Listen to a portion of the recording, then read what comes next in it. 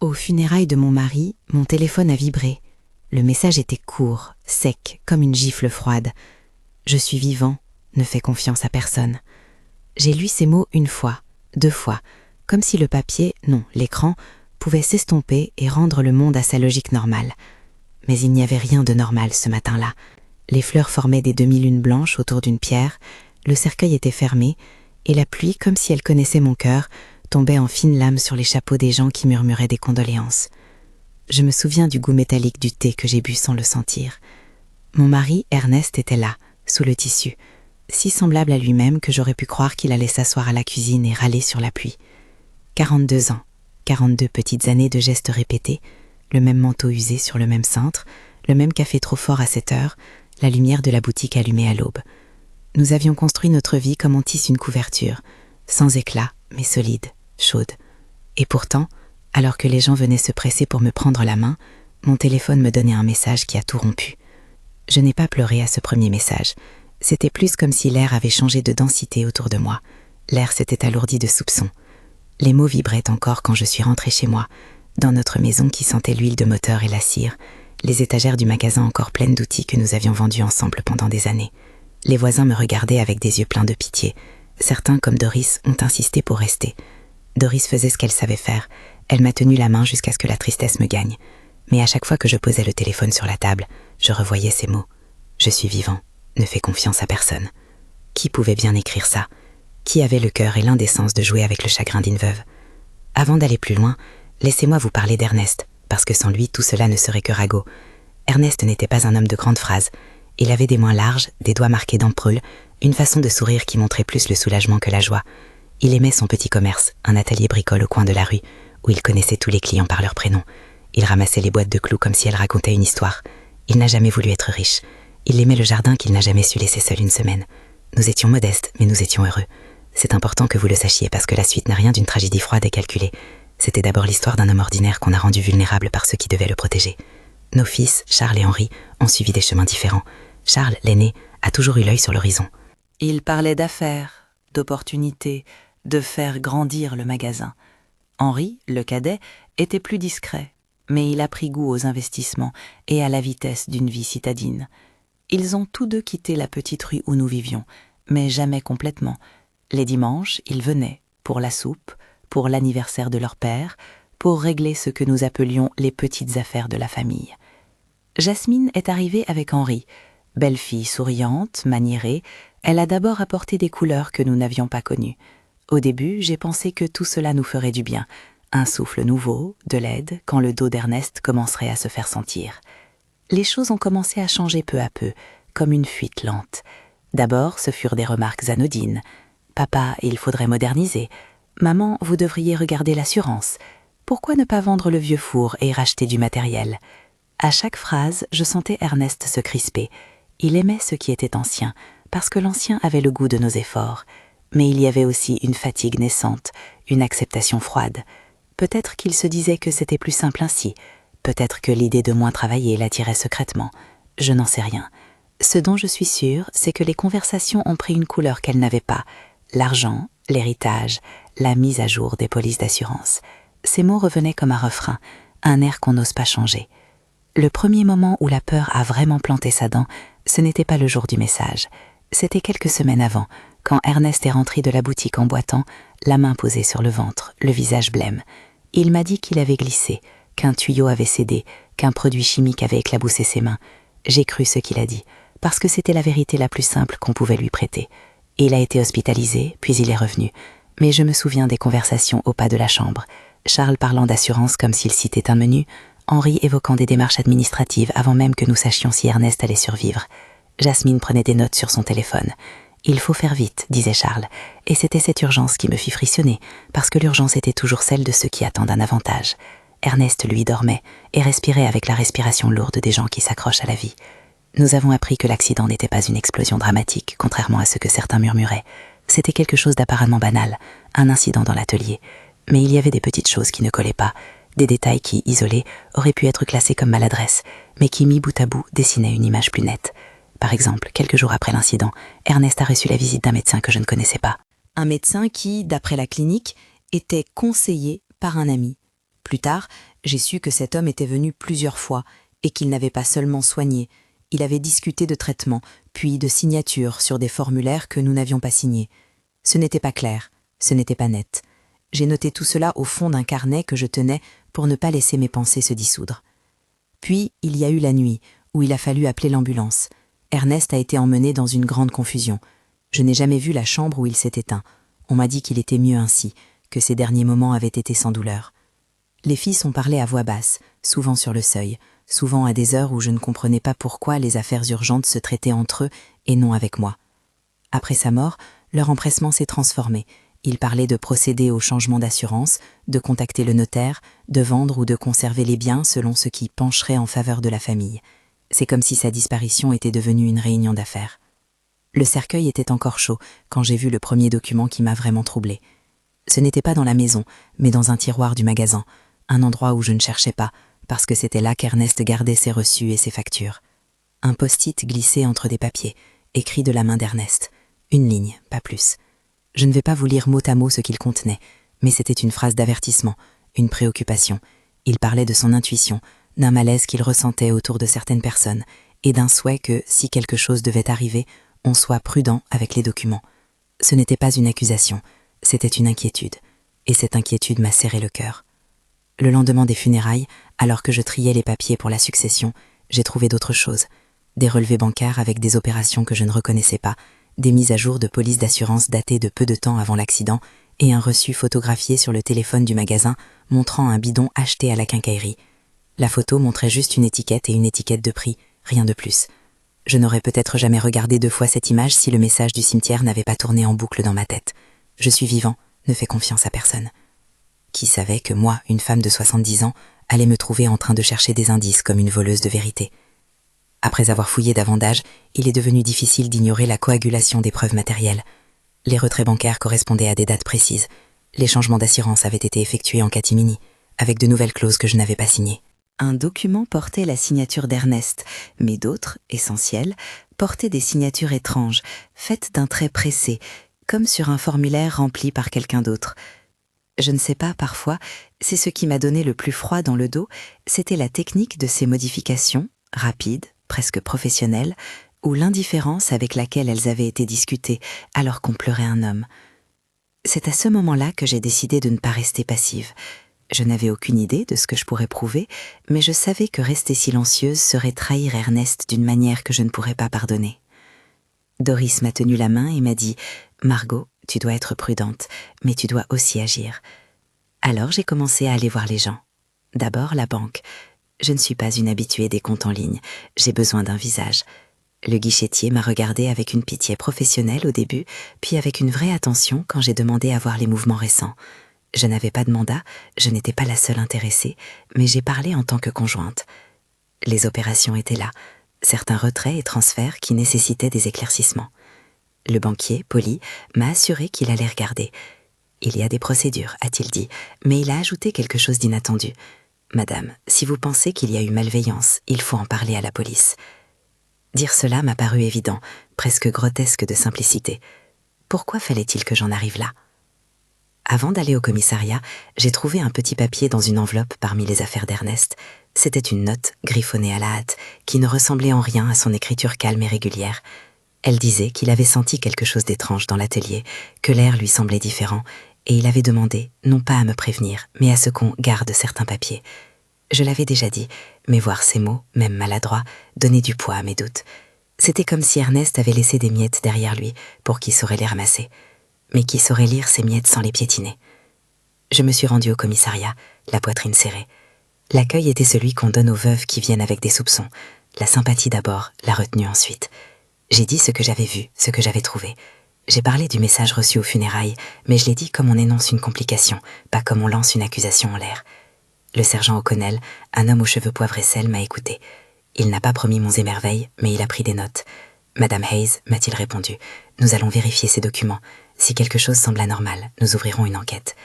Sa voix était mesurée, et c'est tout ce qu'une voix pouvait être dans un moment pareil. Je ne savais pas encore à qui m'adresser pour avoir accès à des preuves plus tangibles. Les documents étaient là, mais je sentais que mes maigres découvertes ne suffiraient pas à faire bouger une machine judiciaire. C'est Doris qui m'a parlé de Stephen Callahan. Il connaît ce travail, m'a-t-elle dit. Si tu veux vraiment savoir, parle à quelqu'un qui fouille. Steven était un détective privé. Je n'avais jamais eu besoin d'un détective. Les détectives, dans les histoires, sont des silhouettes dans des films.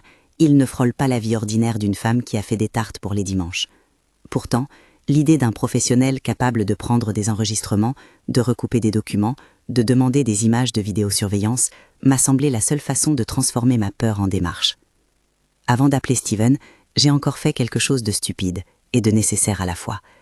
J'ai réécouté les quelques messages vocaux laissés sur le vieux téléphone d'Ernest. Ce n'est pas que je m'attendais à y trouver des aveux, je cherchais seulement une présence, un écho.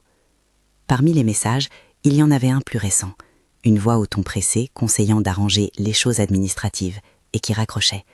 J'ai eu la nausée quand j'ai réalisé que ce n'était pas la voix d'un inconnu, mais d'une voix que j'avais entendue souvent lors des réunions familiales. Je ne pouvais pas me permettre de m'égarer dans les ressentiments, je devais suivre des faits. La nuit où j'ai composé le numéro de Steven, j'ai prié. Ce n'était pas une prière religieuse formelle, c'était plutôt une supplique à moi-même pour que le courage me tienne. Sonner à la porte d'un homme dont je ne connaissais que le nom et demander d'aller fouiller dans la douleur d'une veuve me paraissait presque indécent. Et puis j'ai entendu sa voix, rauque et tranquille au téléphone, acceptant de me rencontrer le lendemain. « Il y a des choses qu'on ne voit pas quand on les cherche avec sa seule peur », m'a-t-il dit. « Amenez-moi tout ce que vous avez. » J'ai raccroché en sentant un mélange d'espoir et de peur. Si quelqu'un allait transformer le message reçu au cimetière en piste sérieuse, c'était peut-être lui. Je n'ai pas tout dit à Steven le premier jour. J'ai apporté les documents qui me semblaient les plus tangibles. Les relevés, la photo de la quincaillerie, le post-it d'Ernest, la note griffonnée retrouvée après sa mort. J'ai essayé de garder la voix stable en expliquant. Lui, patient, n'a pas jugé. Il a posé ses doigts sur la table, a feuilleté en silence, puis a dit quelque chose qui a changé la nature de ma colère en action. Ce que vous avez ici ressemble à des indices. Ils ne font pas une preuve, mais ils orientent une enquête. Il avait ce talent d'homme qui savent parler sans promettre. Il a pris des copies. Il a demandé des autorisations pour consulter des caméras de la rue, pour interroger certains témoins, pour faire vérifier des écritures. Et il a promis une chose simple, et dirait vérifier, méthodiquement. Je suis sortie de chez lui avec l'impression d'avoir mis un caillou dans l'engrenage de quelque chose de beaucoup plus grand que moi. Le message « Je suis vivant », ne fais confiance à personne, continuait de tourner dans mon esprit comme un refrain. Qui me l'avait envoyé? Était-ce une plaisanterie macabre, un ami mal informé, ou l'un des fils, pressés et froids, qui voulaient ébranler les gens autour de la dépouille? Je ne pouvais pas imaginer cela. Mais l'horreur était qu'avec ou sans intention criminelle, ces mots avaient réveillé en moi la nécessité d'en savoir plus. Le calendrier que Steven m'a donné pour la suite était simple et sec. Vérification bancaire, appel au notaire, demande d'ouverture d'un dossier par la police si de nouvelles preuves apparaissaient, et surtout, récupération des vidéos de la quincaillerie et du magasin pour regarder les allées et venues la semaine précédant l'accident. Il m'a conseillé de ne rien jeter, de ne rien modifier et de faire des copies de tout ce qui semblait étrange. C'était un travail de patience, et la patience, je l'avais apprise dans la poussière du magasin, au milieu des étagères, à réparer des choses qu'un hiver avait cassées. Mais cette fois, ce que j'essayais de réparer, c'était la mémoire d'un homme. Les jours suivants furent remplis d'attentes et d'angoisses masquées par des activités nécessaires. Je suis retournée au magasin pour prendre la caisse et vérifier des tickets. J'ai retrouvé des conversations sur un vieux carnet, des écritures de collègues, des dossiers d'assurance dans une pochette à laquelle je n'aurais jamais prêté attention si Ernest n'avait pas laissé son avertissement. À la quincaillerie, le propriétaire se souvenait d'un achat récent, un bidon, une marque courante, vendu à quelqu'un qui avait demandé un produit fort pour nettoyer. Il a dit ne pas avoir pensé à mal, il a dit que les gens demandaient cela tout le temps. Ces explications m'ont donné la nausée et rien de plus.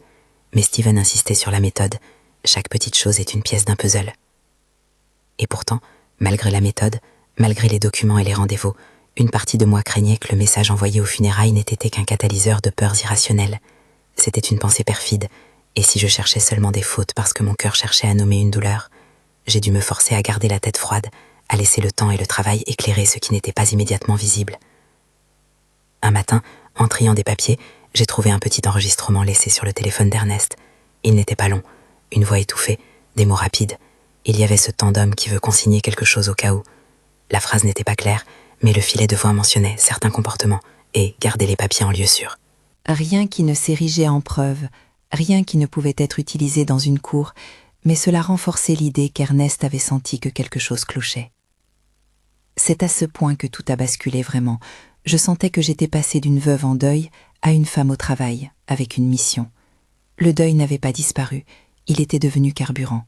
Je n'éprouvais plus seulement la perte, je ressentais l'obligation de faire ce qui aurait été juste pour lui. Si quelqu'un avait pensé pouvoir profiter de notre faiblesse, je voulais leur montrer que la faiblesse pouvait parfois se transformer en rigueur. Je me suis arrêtée un instant, regardant la photo d'Ernest accrochée sur la cheminée. Son visage, éternellement surpris, me regardait avec quelque chose comme la perplexité d'un homme qui ne comprendrait jamais pourquoi il avait été pris pour cible. J'ai pris une grande inspiration. La pluie avait cessé. Le jardin derrière la maison, ce petit carré où Ernest plantait des choses chaque année, était encore humide. J'ai touché la terre, comme pour sentir une mémoire qui ne se vendrait pas. Puis je suis montée au bureau et j'ai appelé le sergent O'Connell pour lui dire que j'avais trouvé d'autres pistes. « Madame Hayes, a-t-il dit, calme, nous allons agir. » C'était un début, mais je savais que les mots, aussi rassurants fussent-ils, ne remplaçaient pas la vérité. Le message restait « Je suis vivant, ne fais confiance à personne. » Qui en avait eu l'idée? Qui voulait me mettre en garde? Qui voulait que je me méfie? Et surtout, que fallait-il chercher et où? Je me suis sentie sur le seuil d'un endroit où je ne reviendrais pas la même. Les actions que j'allais entreprendre allaient remuer des vies, des réputations, des familles. J'avais la peur au ventre, mais aussi une détermination froide. Il fallait trouver la cause. Il fallait comprendre si la mort d'Ernest était une tragédie absurde ou quelque chose d'autre. J'étais prête à apprendre à reconnaître les vrais indices plus que les impressions. J'étais prête, si nécessaire, à combattre pour la mémoire de mon mari. Le détective devait revenir le lendemain avec du matériel, m'a-t-il dit. Il voulait vérifier les enregistrements de la rue, interroger des témoins anonymes, comparer les signatures des documents de la boutique. Il m'a demandé de rester disponible, de ne toucher à rien, de ne donner rien aux enfants sans lui en parler. La consigne sonnait comme un ordre protecteur. J'ai acquiescé, comme on le fait à quelqu'un qui va nous tenir la main dans l'obscurité. En rentrant chez moi ce soir-là, j'ai passé en revue les visages qui avaient assisté aux funérailles. Certains avaient pleuré de bonne foi. D'autres avaient été silencieux, presque pressés de partir. J'ai repensé au message. Qui m'avait averti ou menacé? Pourquoi? Les mots dansaient encore devant mes yeux. Incandescents. Je suis vivant. Ne fais confiance à personne. Il retentissait comme un appel, un ordre, une prophétie énigmatique. Et pour la première fois depuis que je les avais lus dans l'allée du cimetière, j'ai senti une clarté. Quelqu'un pensait encore à Ernest ou à ce qu'il représentait. Et moi, je devais suivre cette pensée jusqu'à la vérité. Je ne savais pas encore à quel point ces premiers pas allaient monter loin. Ce que je croyais être seulement une nécessité de veuve, ranger des papiers, répondre à des courriers, fermer un compte, s'est peu à peu transformé en une enquête qui dévorait mes journées et mes nuits. Chaque document, chaque ticket, chaque message semblait réclamer d'être lu à voix haute, comme si la vérité ne se révélerait que si on lui donnait forme. J'aurais fait pour Ernest, pour ce que nous avions construit. Et peu à peu, la peur a laissé place à la méthode. Si vous voulez comprendre comment un simple message a déclenché toute une enquête, abonnez-vous. Il y a des choses qu'on n'apprend que quand on suit pas à pas la chute d'un secret. Steven a travaillé avec une précision que j'ai apprise à respecter. Il n'y avait ni héroïsme ni sensationnalisme chez lui, juste l'odeur du café, des feuilles et des fichiers. Il s'est mis à vérifier les caméras autour du magasin, la météo des jours précédant l'accident, les entrées et sorties à la quincaillerie où le bidon avait été acheté. Il a parlé avec le propriétaire de la quincaillerie, a recoupé les horaires, a demandé au banquier des copies certifiées des relevés et a fait appel à un expert en écriture pour analyser des signatures. À ses côtés, j'ai senti que mes doutes prenaient la forme de preuves, puis de dossiers qu'on pouvait tenir devant des hommes en uniforme. La première chose qui m'a glacée, ce n'était pas une révélation spectaculaire, mais une accumulation. Des images de la rue montrant la camionnette de Charles stationnée près de notre atelier la semaine précédant l'accident, des reçus de cartes bancaires effectués à des heures étranges, et surtout, un enregistrement que Steven a obtenu par un collègue à la quincaillerie. Ce n'était pas une confession, c'était l'échange à voix basse de deux personnes qui parlaient d'eux, s'assurer que ça marche, de la bonne quantité et des risques maîtrisables. Les mots étaient prudents, les phrases fendues par des pauses, mais dans ces silences, j'ai entendu la volonté de ne pas se salir les mains, d'agir de façon apparemment ordinaire.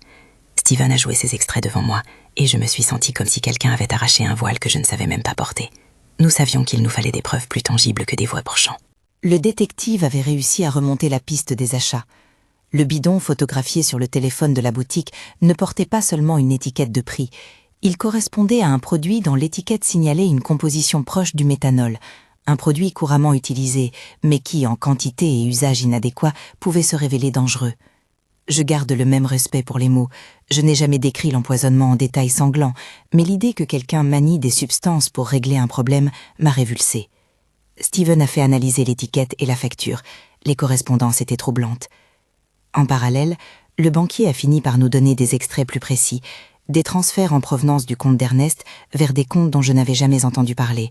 Certains virements étaient assortis de commentaires brefs, travaux ou avances, écrits d'une main qui ressemblait à la mienne, parce que je les avais souvent lus sur des carnets, mais que pourtant je ne reconnaissais pas comme étant celle d'Ernest. L'expert en écriture a confirmé des anomalies, des traits pressés, des signatures alignées de façon mécanique. Cela ne suffisait pas à condamner, mais cela dessinait un chemin que la police n'aurait pu ignorer. Le plus douloureux, je crois, fut la découverte de documents médicaux altérés. Steven a obtenu des copies de rapports hospitaliers et a noté des mentions faites par un médecin que je connaissais de vue, Dr Patterson. Ce nom m'avait été familier parce qu'il venait parfois au magasin, un homme avenant qui avait su charmer nos voisins. Mais ces rapports portaient des recommandations qui semblaient précipitées, des prescriptions de traitements administrées en dehors des protocoles habituels.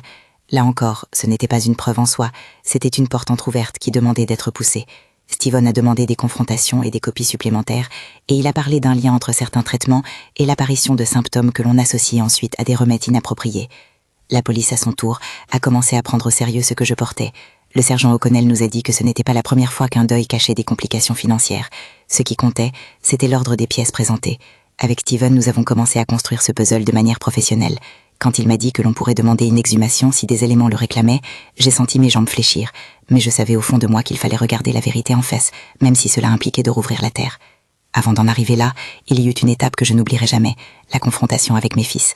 Je sais combien ces lignes paraîtront ures, et je veux que vous compreniez que je ne parle pas en quête de vengeance, mais pour décrire ce que fut la douleur.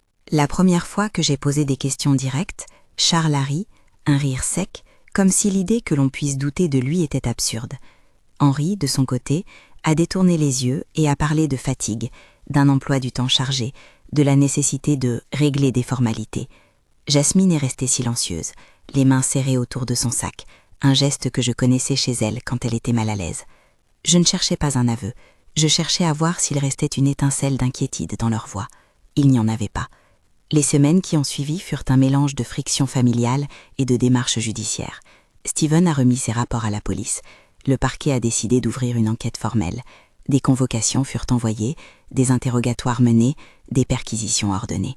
Je me rappelle les hommes en gants blancs en train de vérifier la cave du magasin, les personnes en blouse prenant des clichés, les scellés posés sur des tiroirs qui jusque-là n'avaient contenu que factures et tickets. À chaque étape, j'avais peur que tout cela ne s'effondre comme un château de cartes mal monté. Mais à chaque étape, un nouveau document confirmait le précédent. Un moment décisif fut la demande d'exhumation. La police, aidée des experts médico-légaux, a estimé que seule l'analyse complète du corps permettrait d'écarter tout doute sur une cause naturelle. Je n'ai pas dormi la nuit où j'ai donné mon accord. Exhumer un être cher, c'est lui voler un dernier repos. Mais rester silencieuse face à l'incertitude eût été une trahison. La demande a été accordée, avec toutes les précautions techniques et le respect dû à un défunt. Les résultats des analyses post-mortem ont confirmé ce que Steven et la science avaient soupçonné, la présence de méthanol en quantité incompatible avec une exposition accidentelle. Les termes des laboratoires étaient précis et secs, et c'est peut-être ce réalisme clinique qui me fit sentir moi folle. Quand la police est passée à l'acte, les arrestations n'ont pas été un éclair, mais une série de gestes administratifs et de garde à vue. Charles et Henri ont été mis en examen pour meurtre prémédité et conspiration. Jasmine a été interpellée comme complice présumée. Le docteur Patterson a été également placé sous investigation pour sa coopération troublante dans les jours précédant le décès. Je me rappelle le silence qui a suivi la lecture des noms. C'était comme si le sens des dimanches passés s'était effiloché. Dans le quartier, les gens chuchotaient. Certains regardaient ma maison avec une curiosité malsaine. D'autres m'apportaient du pain et des tartes. Doris restait à mes côtés comme un roc. Elle me rappelait de respirer quand je sentais le monde se fermer. L'audience préliminaire fut un moment de confrontation que je n'aurais pas cru pouvoir affronter. Voir mes fils liés à des faits aussi graves me donnait envie de hurler, mais je suis restée assise, les mains crispées sur mon sac, en écoutant les procureurs exposer les pièces, les enregistrements de la quincaillerie, les relevés bancaires, les expertises d'écriture, les factures de produits chimiques, les échanges de messages et la note d'Ernest retrouvée dans son tiroir. Chaque élément était présenté avec la froideur d'un mécanisme implacable. Quand l'un des enquêteurs a évoqué la rapidité des mises à jour d'assurance, justifiée par un besoin d'efficacité, j'ai senti un vertige. Comme si toutes les petites phrases qu'on me répétait depuis des semaines « il faut faire vite, arrangeons cela », prenaient forme en tant que dessin. Les confrontations ont été d'autant plus difficiles que la défense de mes fils a cherché à remettre en cause chaque preuve, à souligner les trous possibles, à évoquer la fragilité d'un veuvage en quête de bouc émissaire. Leur avocat a tenté d'expliquer les virements par des investissements, les signatures par des erreurs de gestion et les achats de produits par des besoins de nettoyage. Face à ces dénégations, il a fallu à la justice la patience d'un artisan et la ténacité d'un juge pour ordonner des expertises plus poussées. Et c'est là que la science a parlé très fort. Analyse comparative, études toxicologiques, recoupement bancaire. Les pièces s'imbriquaient désormais de façon moins fragile. Le procès, quand il eut lieu, fut une épreuve publique et intime. Les médias, sans verser dans l'excès, ont évoqué l'histoire, un veuvage dérouté, une famille sous tension.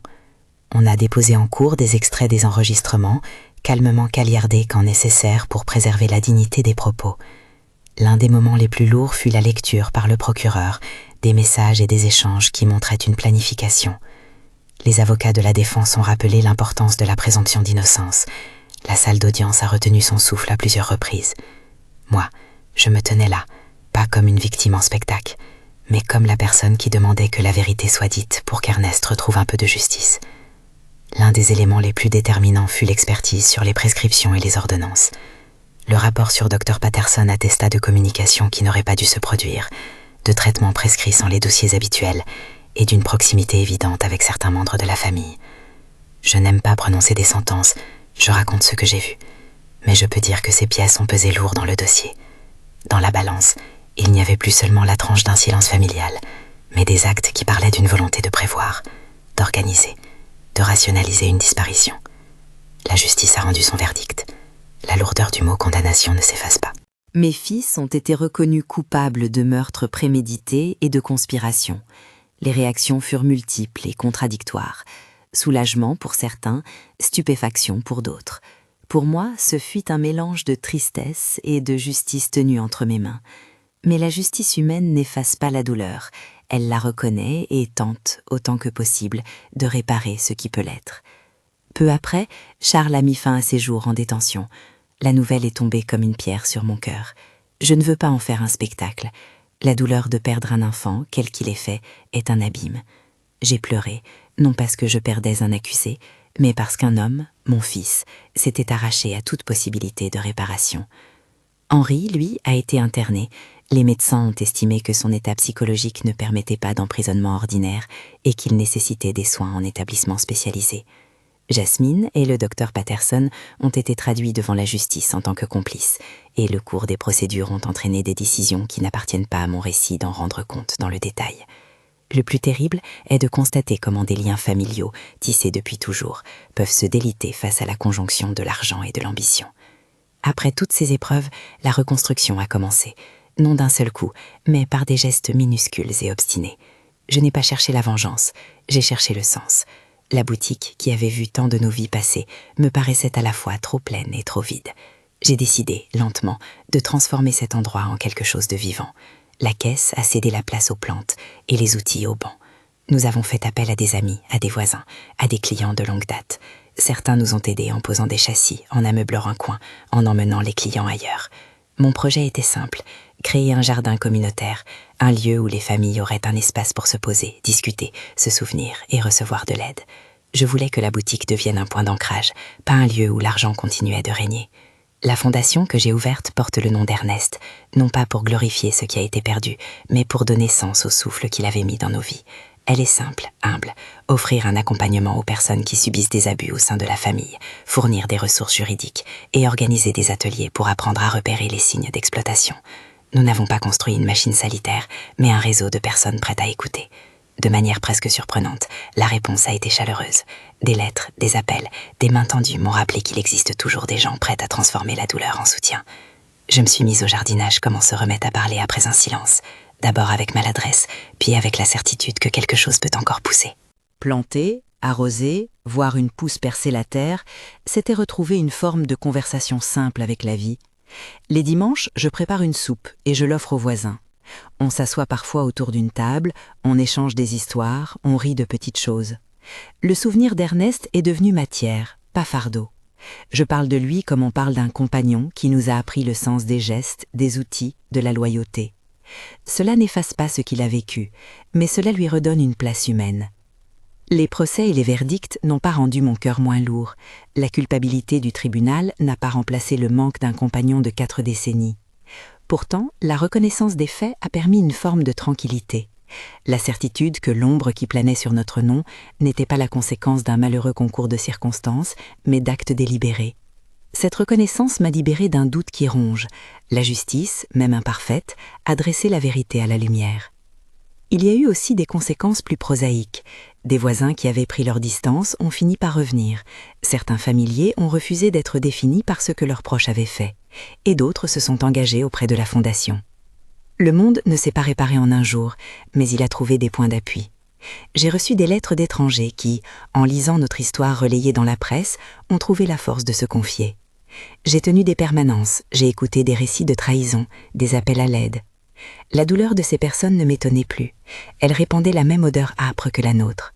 Et j'ai réalisé que la meilleure façon de rendre honneur à Ernest était d'aider ceux qui, comme nous autrefois, pouvaient se sentir seuls et dépassés.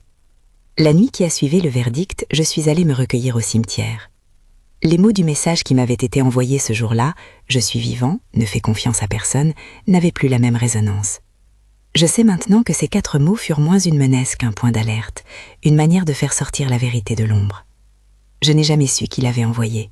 Peut-être un ami alarmé, peut-être une conscience inquiète. Le mystère de cet avertissement demeure, mais ce mystère n'a pas le pouvoir de changer le fait que la vérité a fini par se montrer. En m'agenouillant, j'ai parlé à Ernest comme on s'adresse à quelqu'un qu'on ne veut pas perdre en vain. Je lui ai promis que sa mémoire serait gardée dans un lieu qui aide et protège. Les années ont passé. La boutique est devenue le jardin d'Ernest et le jardin, à son tour, est un centre d'écoute. Nous organisons des rencontres, des ateliers sur les documents légaux, des sessions pour apprendre à repérer et prévenir l'exploitation des personnes âgées. J'y accueille des volontaires, des familles en rupture et parfois des anciens clients qui racontent leurs propres histoires. La souffrance que nous avons vécue a produit quelque chose de concret, un espace où la parole n'est pas jugée, mais entendue. Je ne vous dis pas que tout est beau et guéri, les cicatrices restent, il y a des jours où la colère revient, où la solitude pèse plus lourd que la paix retrouvée. Mais il y a aussi des instants d'une douceur inattendue, une main enfantine passant entre mes doigts dans le potager, un voisin apportant une tarte, un ancien client racontant une histoire d'Ernest qui me fait sourire. Le travail de mémoire consiste à ménager des lieux pour le chagrin et pour la joie. Ce que je veux laisser comme message, au-delà du récit judiciaire et des tournants de l'enquête, c'est ceci: prendre au sérieux les petites inquiétudes, écouter les remarques insignifiantes, garder des papiers en ordre et ne pas confondre la prudence avec la méfiance permanente. Ernest m'a appris la valeur des gestes simples. Sa mémoire nous a appris la nécessité d'une vigilance aimante. Si un conseil devait traverser tout mon récit, ce serait d'apprendre à reconnaître quand l'amour se transforme en calcul et à ne pas laisser la peur muette. Je sais que mon histoire peut déranger. Elle dit que parfois ceux que l'on aime peuvent être ceux qui trahissent. Elle dit aussi que la justice n'est pas une panacée. Elle tient surtout de l'idée que la vérité a un prix et que celui qui la cherche doit être prêt à payer en solitude, en fatigue, en confrontation. Mais elle dit aussi que la vérité peut se transformer en une force qui répare, non pas en effaçant la douleur, mais en la utilisant pour bâtir. Quand je reviens au cimetière, je regarde la pierre d'Ernest. On y a gravé seulement son nom, et c'est bien ainsi. La simplicité lui va. Je pense aux longues années où nous avons vécu, aux dimanches où il prenait la casserole, aux outils qu'il polissait. Je ne veux pas que toute sa vie soit réduite à la manière dont il est mort. Son nom, dans la terre, raconte la somme de nos jours. Et la Fondation porte ce nom pour rappeler que la mémoire est un levier. Parfois, le soir, je m'assieds près du parterre que nous avons planté avec des volontaires et je lis les lettres qu'on m'envoie. Elles parlent de peur, de tromperie, de courage. Elles parlent aussi de petites victoires, de personnes qui ont trouvé le courage de demander de l'aide. Une lettre m'a un jour dit « Vous avez transformé votre douleur en lumière. Je ne sais pas si je mérite tant. Je sais seulement que lorsque je ferme les yeux, je vois la main d'Ernest sur la mienne, et je sens que la promesse faite au cimetière a tenu. La vérité est sortie de l'ombre. Pour finir, je veux dire une chose sur le message que j'ai reçu au moment le plus intime. Je suis vivant, ne fais confiance à personne. À la lumière de tout ce qui s'est passé, j'y vois aujourd'hui davantage qu'un avertissement. J'y entends l'écho d'une conscience qui veut nous pousser à regarder, à ne pas accepter les évidences. Peut-être que ce message n'était pas destiné à me détruire, mais à me réveiller. Peut-être que quelqu'un, quelque part, a senti que la vérité ne survivrait pas sans un radical réveil. Quelle que soit l'intention, la conséquence a été que j'ai marché vers la vérité, étape par étape, en tenant la main de ceux qui voulaient nous aider. Si mon histoire peut aider au moins une personne à se tenir plus droite face à un soupçon, si elle pousse une personne à vérifier un document, à poser une question, à garder un reçu, alors je considérerais que la peine n'a pas été vaine. La justice humaine a suivi son cours, et la reconstruction, lente et parfois fragile, continue. Je vis maintenant entourée de plantes, de voisins, d'un petit groupe de bénévoles et d'une fondation qui tente de rendre le monde un peu moins indifférent. Je me lève chaque matin avec la certitude qu'il y a encore du travail à faire. Si vous avez été touché par cette histoire et que vous souhaitez soutenir les victimes de crimes familiaux ou en savoir plus sur la fondation créée en mémoire d'Ernest, un lien est disponible en description. Votre attention, votre partage et votre soutien comptent plus que vous ne l'imaginez. Je reviendrai parfois au cimetière. Je parlerai à la pierre d'Ernest, non pour réveiller ce qui est, mais pour honorer ce qui fut.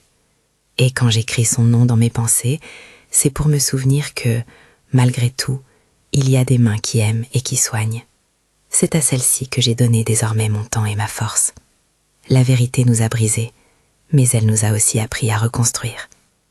Et si un jour vous passez par notre jardin, cherchez la plaque discrète. Vous y verrez que la vie, même quand elle est meurtrie, peut encore donner du fruit.